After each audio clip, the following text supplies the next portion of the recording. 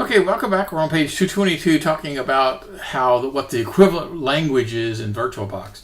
Now, what if I need an honest-to-God router to the outside world?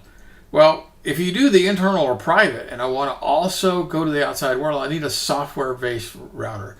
There's a really good one out there called pfSense. Let me just bring up their webpage. So this is a pretty doggone good product, and it'll run on practically anything. I have done this in the virtual world before. I've created a tiny little VM. It only had like 512 bytes of RAM in it. Well, meg, yeah, half a gig of RAM, and then I download this software and just point it at the thing, boot it up, and you're up and running. It basically is web-based interface, so you can just go in there with a browser and change things.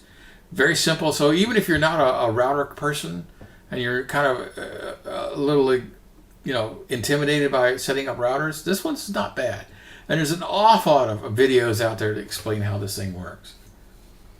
But this VM has to have two cards. It has to, virtual cards, you know what I'm talking about. One card has to be in the private part, and the one part has to be in the public part.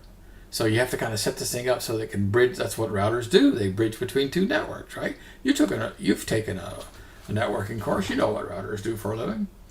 Okay, so continuing, page 223, checkpoint. In the language of Hyper-V, it's called checkpoint. In VirtualBox, it's just called a snapshot. It allows you to freeze a disk at a certain point and then return to it later. And I really love this because I could be in the middle of typing something. I mean, I could go in here to Notepad, and be typing Mary Hatta and just stop. And if I was to do a snapshot right now and bring this back up, I'd still be logged in. The cursor would be right there where it was, waiting for me to pick up where I left off. That's a very cool tool. Now, I typically don't like doing snapshots while things are running. First of all, it's kind of a security thing because that means the next person who came up to my machine and fired it up, they would not be prompted for a login at all. It would go directly to this. Boom. Is that smart? Hey. So I typically, for lots of other reasons, not just security, I usually shut my machine down before I do a snapshot or checkpoint. Okay, so what's called a production checkpoint, like when you do a power down, you could say, hey, every time you do a power down, I want you to kind of check things. That'd be kind of cool. And a standard checkpoint means what we would like it to do, anytime we want. So there's two different file formats. In the old days, we had this thing called a VHD. That was the original Hyper-V file format, and it was limited to 2 terabytes, which sounds like an awful lot, but hey, in today's world, maybe not. So they came up with a VHDX. So now it's 65 terabytes worth of storage you could have in a virtual machine.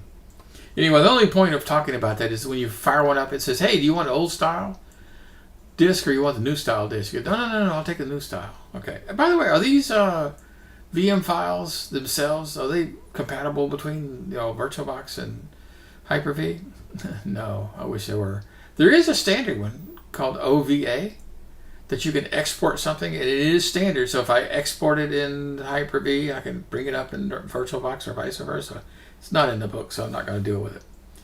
So how easy would it take, how much effort would it take to just take a virtual machine, an existing on-prem machine, and make a virtual VHDX drive out of it? It's actually pretty doggone easy. In fact, Rusanovich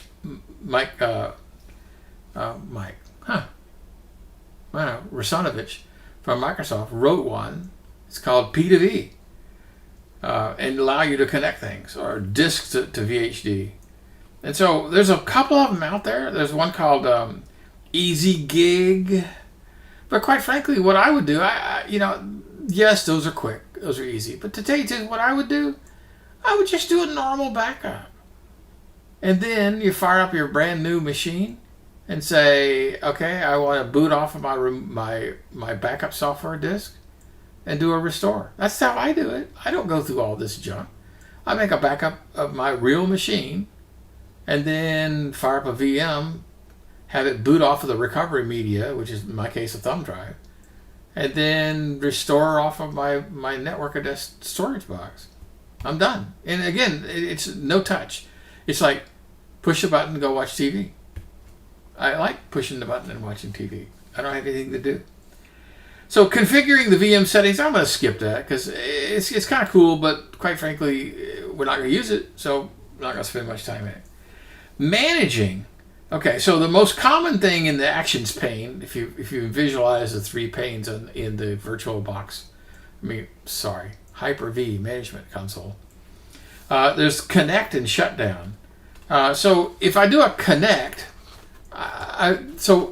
in VirtualBox, they fully intend when you connect to a device, you want to see it on the screen. That makes plenty of sense to me. But in Hyper-V, not necessarily. I just want to start it and stop it. What we call a headless.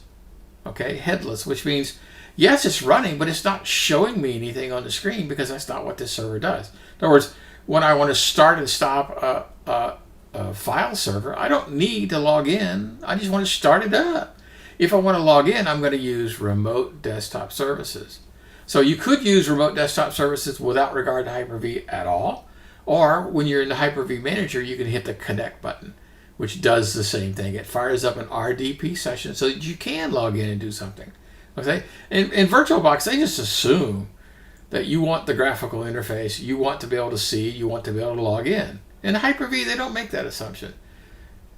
So the headless option is, by the way, headless is available in VirtualBox. You just have to tweak it a little bit.